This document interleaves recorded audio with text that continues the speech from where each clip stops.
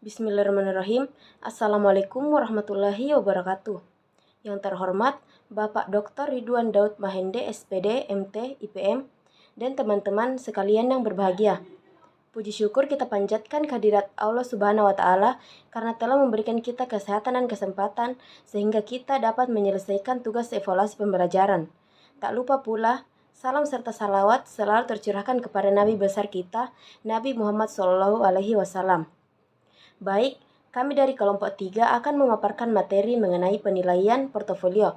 Sebelum itu, saya ingin memperkenalkan anggota kelompok kami yaitu yang pertama yaitu Dewi Mentari selaku pemateri pertama, Muhammad Rifki Akil Asikin selaku pemateri kedua, Mas Mia selaku pemateri ketiga, Firda selaku pemateri keempat, Ananda Arjan selaku pemateri kelima, dan Balda Nurwakia selaku moderator yaitu saya sendiri.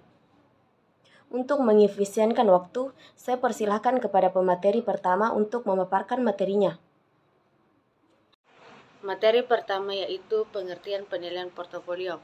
Portofolio adalah kumpulan atau pemilihan file yang dapat memberikan informasi untuk evaluasi.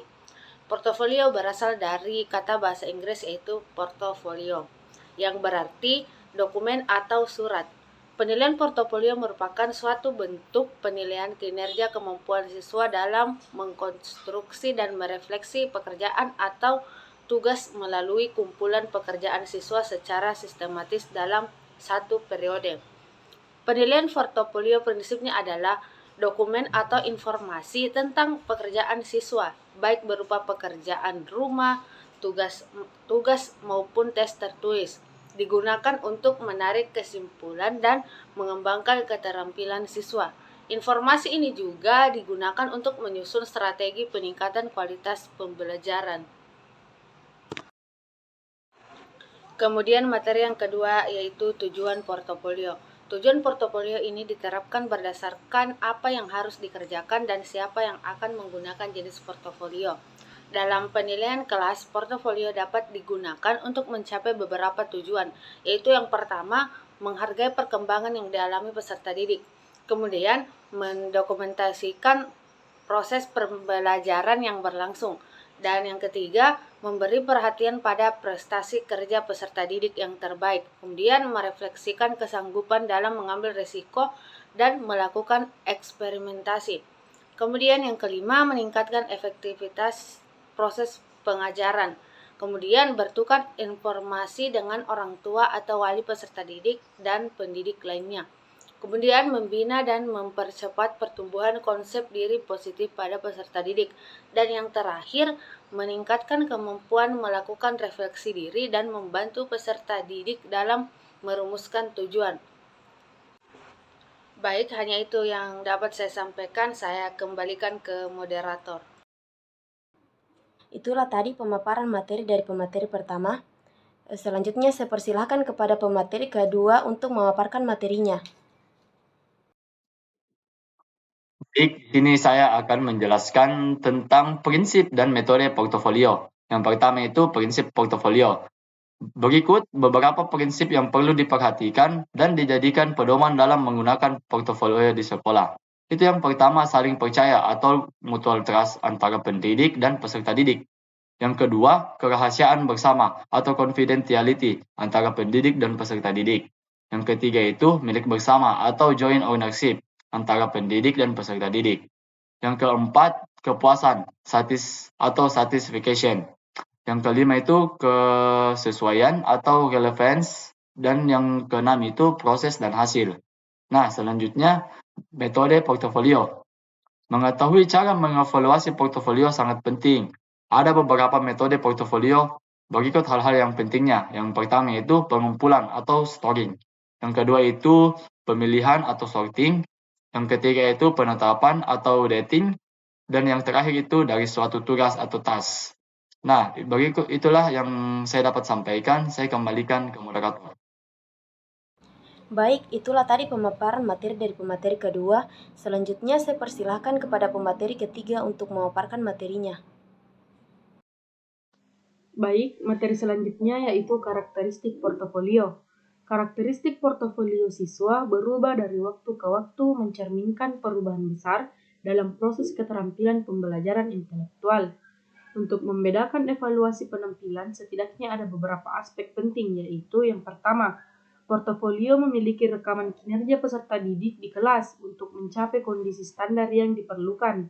Yang kedua, portofolio menunjukkan kesempatan ganda bagi peserta didik untuk mendemonstrasikan kompetensinya. Yang ketiga, portofolio selalu menunjukkan perbedaan bentuk dari tugas yang diberikan, dan sampel portofolio adalah suatu hasil dari usaha lanjut. Yang keempat, untuk memperbaiki hasil dan proses yang telah dikerjakan peserta didik. Sekian, saya kembalikan kepada moderator. Itulah tadi pemaparan materi dari pemateri ketiga. Selanjutnya saya persilahkan kepada pemateri keempat untuk memaparkan materinya. Baik, di sini saya akan menjelaskan tentang pedoman penerapan portofolio. Ini dibagi menjadi dua, yaitu yang pertama memastikan bahwa peserta didik memiliki berkas portofolio. Kemudian dibagi menjadi 6, yaitu menentukan bentuk dokumen atau hasil pekerjaan yang perlu dikumpulkan. Kemudian yang kedua, peserta didik mengumpulkan dan menyimpan dokumen dan hasil pekerjaannya. Yang ketiga yaitu menentukan kriteria penilaian yang digunakan. Kemudian yang keempat, mengharuskan peserta didik untuk menilai hasil pekerjaannya sendiri secara berkelanjutan. Kemudian yang kelima, menentukan waktu dan menyelenggarakan pertemuan portofolio. Dan yang terakhir, yang keenam, melibatkan orang tua dalam proses penilaian portofolio. Kemudian yang bagian kedua, yaitu bahan penelitian. Ini dibagi menjadi 10. Yang pertama, penghargaan tertulis. Yang kedua, penghargaan lisan. Yang ketiga, hasil kerja biasa dan hasil pelaksanaan tugas-tugas. Yang keempat, daftar ringkasan hasil kerja. Yang kelima, catatan sebagai hasil pekerjaan. Yang keenam, catatan sebagai peserta dalam suatu kerja kelompok. Yang ketujuh, contoh hasil pekerjaan. Yang kedelapan, catatan atau laporan dari pihak yang relevan. Yang kesembilan, daftar kehadiran. Kemudian yang terakhir, hasil ujian atau tes. Terima kasih. Baik, itulah tadi pemaparan materi dari pemateri keempat. Selanjutnya saya persilahkan kepada pemateri kelima untuk memaparkan materinya. Saya akan melanjutkan membacakan materi contoh penilaian portofolio. Yang pertama ialah ada peserta didik diminta untuk membuat suatu rancangan pengamatan atau dibantu dengan lembar kerja dari pendidik mengenai semua materi selama 1 semester yang akan diberlakukan eksperimentasi. Yang kedua ada melakukan kegiatan eksperimentasi sesuai dengan alokasi waktu, pokok bahasan dengan yang direncanakan. Yang ketiga ada membuat suatu hasil pengamatan per pokok bahasan yang dieksperimentasikan dan mencari berbagai faktor yang berpengaruh terhadap percobaannya. Yang keempat ada peserta didik diminta melakukan diskusi tentang hasil percobaan dan mengambil suatu generalisasi dari hasil percobaan tersebut. Terima kasih. Saya akan kembalikan ke moderator. Terima kasih. Baik, demikianlah materi yang dapat kelompok kami paparkan. Semoga apa yang rekan-rekan saya sampaikan dapat bermanfaat bagi teman-teman semua. Kurang lebihnya mohon dimaafkan. Wabillahi taufiq wal hidayah. Wassalamualaikum warahmatullahi wabarakatuh.